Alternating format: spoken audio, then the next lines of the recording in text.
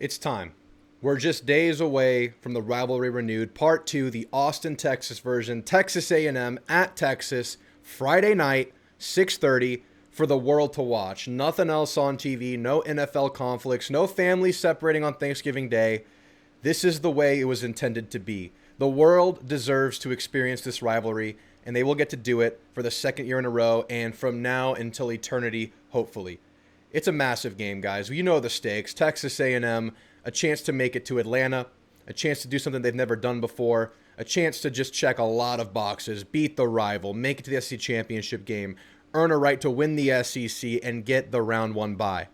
For Texas, it's a season that hasn't gone according to plan. The Florida loss looms large. Just the idea of scheduling Ohio State looms large for the Texas program.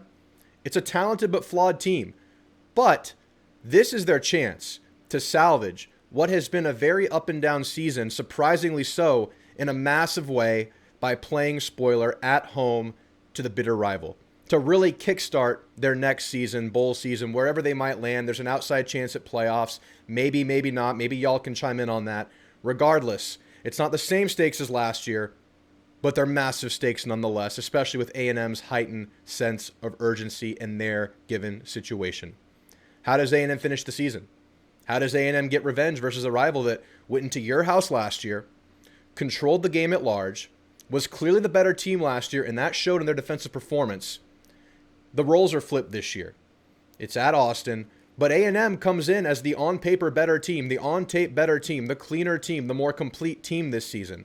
But it's still a freaky rivalry matchup. So guys, we're going to break down the game. We've talked about it all week. We gave the A&M side of things, the status of the program on Monday. We gave the Texas scouting report yesterday with Ghost of Texas Football and my Longhorn brother from Texas Platinum. Go check those out if you've missed them. It's all about the matchup today. So guys, thanks for being here. Make sure you like, make sure you subscribe. It helps me so much. It's been a great season. We're approaching 5,000 subscribers. If we can hit that by the time the end of the year happens, that would be fantastic. I just appreciate all of you guys. And shout out to RHOBACK. 20% off discount code is Drewtamu. Gear up for Christmas time with great college athletic wear. RHOBACK gets it done. Check the link in the description. But this game is set as A&M being a 2.5-point favorite with a 51.5 over-under. And that's a pretty tight margin for A&M against a team that has struggled in a lot of ways. But it makes a lot of sense to me. It's on the road. It's a rivalry game. It's a nothing-to-lose Texas team. And A&M should still be the favorite, but it is a narrow margin. I'm not going to lie.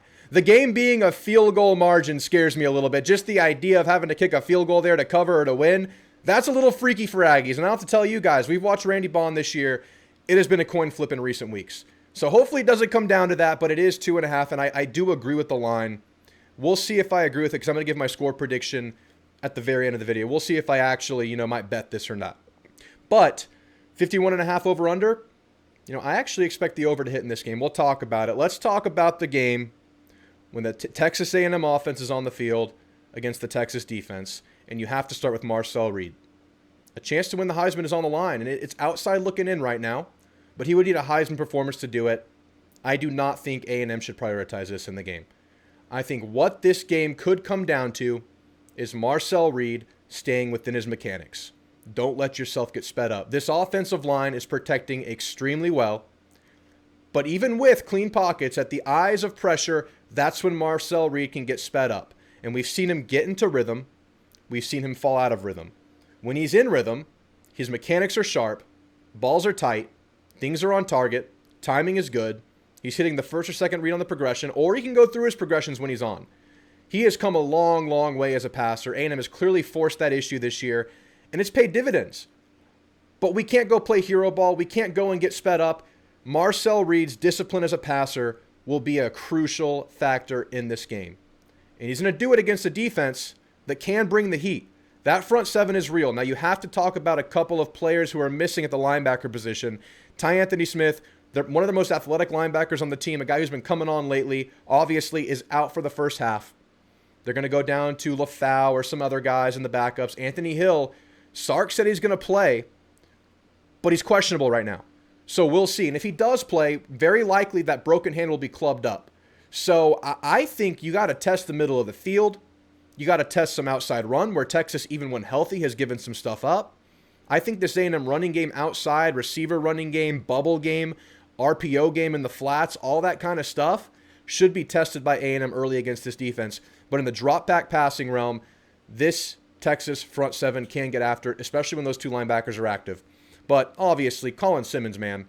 I mean, if Cassius Howell is the 1A defensive end pass rusher in the conference, Colin Simmons is 1B. He can affect the game just like Cassius Howell does. He's an athletic freak. He can just kind of do his own thing and completely affect the game. It's a stand-up role, move him around, affect the run, affect the pass. You know, the game versus South Carolina, some scary things happened early in that game. Dylan Stewart popped off, and of course there was the strip sack. That wasn't a block. He was a read guy there. But there were other plays where maybe it wasn't like just free run at the quarterback, but he's in the quarterback space affecting the game. So this A&M offensive line, the Maroon Goons, Joe Moore Award, finalists. This is a game to go prove it. This is a game with the nation watching against some high-profile pass rushers where you can go out there, give Marcel Reed a clean pocket, lead a strong running game for A&M yet again, and you can go out there and earn this thing this weekend. But I do have to give a little bit of pause to this matchup because as good as this A&M offensive line is and has been all year, there have been times like early in that South Carolina game where they are not the more physical unit. There have been times where they've gotten off their axis. It's going to be on this offensive line and this team as a whole to find it early and often and be physical and within your scheme and mechanics right away. Because this Texas defensive line, the interior right there, some real guys with Alex January, Canu, Brevard. These are some beasts in the interior. So you're going to have to be on your A-game blocking Chase Basantis or Majay Reed Adams, Mark Naboo, or Trey Zune, whoever the center might be. Let's be clean this game. You know you have the size. You know when you're on, you have the physicality. Time to erase that South Carolina game. Even though you came back in the second half, I don't even want to look at that anymore. Let's get to the next level. Let's get up for this game. I think the A&M receivers might have the best matchup outlook of any group on this team. The A&M passing attack has been nothing short of lethal in the short catch-and-run game. 5-yarders turning into 15, 20-plus yard gains. Crossers over the middle of the field, that kind of stuff. The quick outs, all that stuff has been available for A&M all year. This Texas secondary has been mysteriously sloppy the latter portion of the year. There's been bad leverages, busts in coverage, miscommunications, just a lot of free space out there. Go watch the Georgia game. You'll see guys out of position all the time. Go watch the Vandy game. You'll see guys out of position all the time. Even early versus Arkansas guys were out of position. They cleaned it up versus Arkansas in the second half, though. But this is an area where A&M must take advantage of, and that's why protecting the quarterback is so big. But even if not, even if you're in the quick hitter game, those can be big. This is a matchup I can see A&M winning by default. So that's why Marcel Reed just being locked in, being sound, being yourself is so critical in this game. I mean, I could see Craver going for 100+. I could see KC going for 100+. This is the catch and run game in the middle of the field. This is the green spaces you've been wanting against a high-profile matchup where this is their issue. You had it versus LSU, but they were strong in the secondary. You didn't really have that aspect as much in the game. This is where it's here. This is A&M's bread and butter versus Texas. So if you can establish a run, get the RPO game going, of course, get Marcel Reed in play action where he's much more comfortable, you could put a lot of points up in this game. But it's all going to come down to how you protect and how locked in your quarterback is. That's what we're looking for this game. Let's flip the script. A&M defense versus Arch Manning and this Texas offense. It's the Arch Manning show, and I'm not just saying that because of media mayhem. I'm saying that because if you've watched Texas these last few weeks, there have been some deficiencies offensively. The offensive line has taken some steps forward, but is still an average unit. The receivers have made some really big plays. They've also had some egregious drops. The one constant, the one thing that drives this offense forward is Arch Manning finally becoming that star that everyone thought he would be versus Ohio State early in the year. A lot of media attention, obviously, a lot of just high praise and high expectations. They landed short. They're kind of hitting now. I mean, I'm going to be honest. As an Aggie, I'll say it. Arch Manning is playing as good a football as any quarterback in the country these last few weeks, and that even includes a Georgia game. In the Georgia game, he was on early. He had receivers dropping really, really chunky, arty plays out there that could have gone for more. Plays just slipping out of receivers' hands, and that wasn't Arch's fault. Georgia, and in the second half, just played great complementary football by way of extending drives or getting that onside kick, and that's what hurt the Texas offense late. It wasn't really the offense getting shut down because they found some life early in that second half. It was the Georgia offense not giving the ball up. All that to say, Arch is dealing.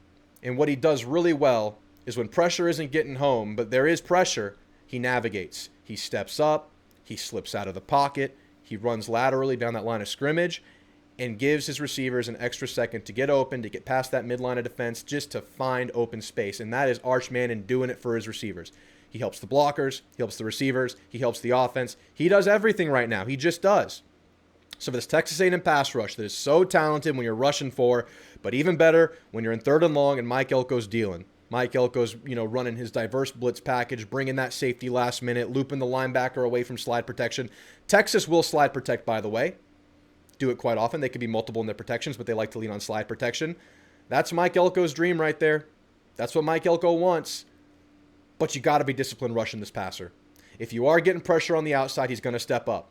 And it's on guys like DJ Hicks, Onyedum, Albert Regis, not to get overly feisty and just say, hey, I'm going to throw this guy off this way and I'm going to get penetration here and penetration feels great. But you open a door here and Arch Manning will take that door out of the pocket. So we got to get pressure, make an ugly pocket, but stay in your pass rush lanes. You cannot be undisciplined there because that's where Arch Manning will punish you. And I don't care what their receivers are, what receivers they want to add in the portal this offseason. They're good enough that if you give them an extra second or 2 by way of Arch Manning scrambling and just making lemonade, they will get open, and they are fast and lethal in the open field. You got to tackle Ryan Wingo. And usually when you get contact on him, you can get him down. And this has been a department where the A&M secondary has been really good. Covering the flats, covering the screens, tackling out there on the perimeter. That's been really good for Willie and Des Ricks out there. They have gotten so much better at that. I got to commend Des Ricks, man. He came into the year a lot better than he was last year. But even from that Florida game early on to now, I think Des Ricks is a different player, especially in run support. Outside runs, Des Ricks setting that edge. Des Ricks not letting things bounce outside. Des Ricks making good decisions out there. Will Lee, he got burned versus South Carolina. There's no question about it in that 1 touchdown play early in the game.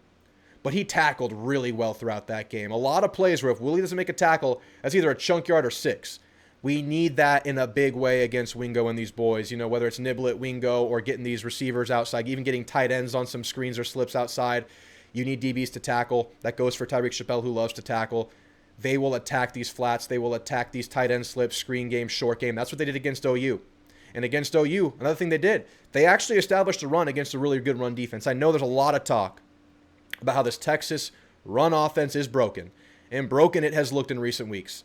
But there have been games where it's popped, and the one versus OU I think is a very salient data point towards this game because OU has a very attack-heavy, just downhill attacking defensive front like A&M does.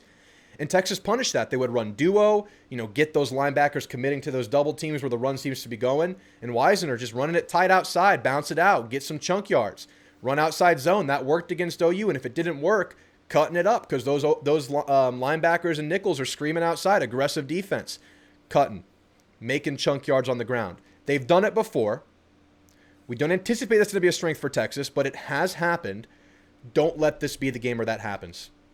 A&M must be extremely disciplined in their gap assignments. You can't be out of position. You can't be screaming aggressive to these outside runs. You got to play with great discipline and understand what Texas is trying to do. Arch Manning can also run. There's no question about it. They haven't spammed it. They haven't gone to it at a high clip, just like A&M hasn't with Marcel Reed. And this might go for both sides. That hasn't been on tape. But now, last game of the year, this might be the game where either side starts to equip that a lot more often. And Arch Manning, big player, guys. Don't think of Arch Manning as some twig out there. Arch Manning is a beefy guy, a beefy quarterback. He runs through arm tackles. He'll step up in the pocket through arm tackles. They can run Arch Manning. They can run zone read. And that is the kind of stuff that A&M can be out of position on. So, again, great discipline is needed from this A&M front, these A&M linebackers, these A&M safeties. They will not get the most resistance from this offensive line. It has improved. They have shuffled guys around. It has gotten better. But this A&M defensive front is the real deal. They just made mistakes. They are physical. They're fast. They're athletic. Linebackers aren't the biggest, but they can cover ground. They can attack. They can get downhill.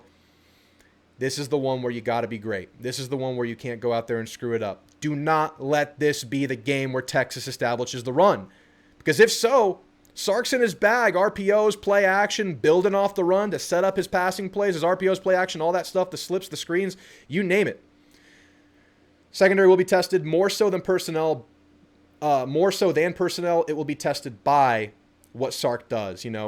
Attacking the bunch, motioning into the bunch, switch release. That's stuff that A&M got burnt by against South Carolina early on. And, they cleaned it up in the big way in the second half. There were still some mistakes in the second half by the secondary. You got to get back to form. You got to be good. I trust this secondary. I really like the players out there. The Will Lee and Des Ricks, I think, are as good a coverage duo as you could ask for right now, especially with A&M's recent history. That's so solid out there. But Sark can manufacture stuff. You got to be really good at kind of navigating your assignments when they're bunching and switching and doing all of that. That is something to look for with A&M.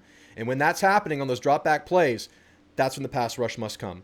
Attack slide protection, win early downs. That's so big for A&M. And for Texas, it'll be winning early downs themselves, because when A&M is in 3rd and long defensively, they typically win.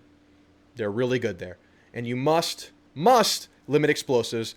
Wingo, Niblet, whatever it might be, Arch, Wisner, limit those explosives. That's how Texas will make their money. Having said all that, it's time to give you my score prediction. We went through this whole game just now. We've gone through it the whole week. A&M has so many advantages in this game. You can look at the A&M receiver core versus the Texas secondary. You can look at the A&M defensive front against the Texas offensive line. You can look at the A&M defensive front against the Texas running backs. I think A&M has a really good chance to go win some one-on-ones against the Texas receivers. The one area where I think it's really close is the Texas defensive line versus the A&M offensive line, because I think the defensive line is really, really good, and that defensive front overall with Hill and Ty Anthony Smith in the second half. But I just see a lot of advantages for A&M in this game, guys. A lot. Now, the big X factor here is going to be Arch Manning and Steve Sarkisian. That's Texas's X factor in this game. And the negative X factor for A&M is them trying to get Marcel off his axis and turning the ball over. You can survive a turnover from Marcel Reed. You can't survive 2 or 3. You can't survive 3 interceptable balls. So it'll be on this offensive line and on this coaching staff to make sure Marcel Reed is comfortable in this game. Get him in his comfort zone. Do it early. Do it often. Go fast. Get him running around. Do what it takes to get him comfortable. If they do that, they'll feel good. But on the road, rival venue, Texas with nothing to lose, and obviously a very high ceiling they just have not hit this year, it's a scary game, y'all. It's a scary game. And this is the spot where A&M, and there have been several of the spots this year. Mike Elko's the Grim Reaper of battered Aggie syndrome. He really has been. But this is the spot that A&M has overcome this year. Versus Notre Dame. You get punched in the mouth early, right? You go 3 and out. You have a big holding call and a false start on the opening drive. You get your punt blocked for a touchdown. You get stopped again. But then you come back into the game. But then you throw a pick. You go down 10 points again.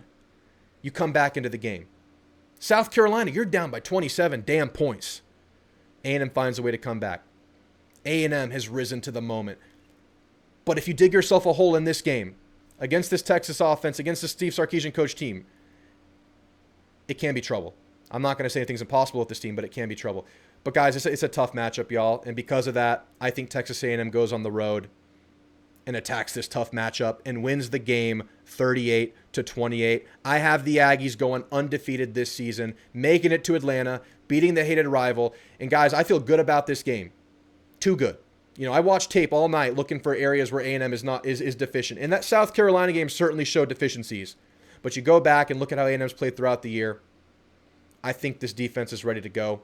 I think this offense could do it against anybody. The scoreboard didn't indicate it versus Auburn. That's a really good defense that A&M did really, really well on offensively. Just penalties held them back. A&M got it done and pulled away versus a really good Missouri defense. I don't think there's a defense out there that completely stops A&M. And I think this defense is quite vulnerable for Texas. I think A&M puts up a lot of points in this game. And I think Texas A&M's defense does just enough against this Steve Sarkisian attack. Arch Manning, some weapons at receiver. A&M gets it done, guys. So, guys, tell me how you're feeling about this game now a day or two before it happens. We're right here. Everything's on the line. What more could you ask for? 11-0. A chance to push Texas to Texas 8-4. Roles reversed based on how everybody on that Texas side thought this year was going to go. Go and stamp it in. Go get it done. That's a dangerous Texas team. They're down right now. They are not out. They are not out. They have a chance in this game. As good as I feel, they have a chance in this game, riding that home wave. I know we call it a wine and cheese crowd. There will be no wine and cheese this weekend. This will be an electric DKR. You've done it before. Empty that damn thing and take this thing to Atlanta. Guys, thanks for watching. Make sure you subscribe. We're going live Thanksgiving night on Turkey Day. Stomachs full and everything. 8 o'clock. Call in show before the game. The night before. Call in. Give me your score predictions on a phone call, and you'll enter the competition to make the Hall of Fame on the board back there and to win one of my last 2 Marcel Reed cards from the Notre Dame game. Guys, we'll talk soon. We'll be here for the watch party for the game. We'll be live the entire game, living and dying with every rep. I can't wait for it. I can't wait for Friday. Let's go, guys. Gig 'em.